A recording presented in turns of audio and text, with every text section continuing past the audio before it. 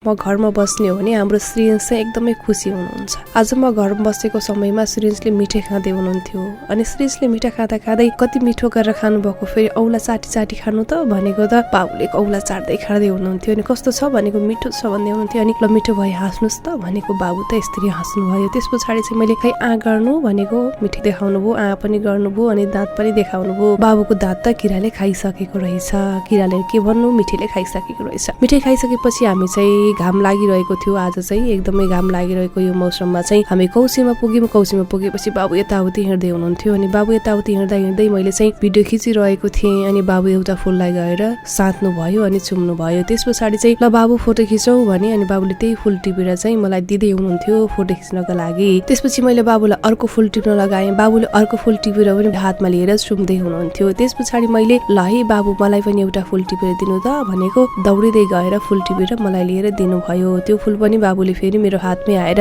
चुम्नु भयो। बाबुलाई फुलप्रति एकदमै माया छ जस्तो लाग्छ अनि फुलसँग मात्रै होइन बाबुलाई म प्रति पनि धेरै माया छ। त्यही भएर पनि बाबु मसँग यति धेरै खुसी हुनुहुन्छ। तपाईँको घरमा पनि नानी बाबु हुनुहुन्छ भने बच्चासँग बच्चा नै भएर खेल्नु होला है त।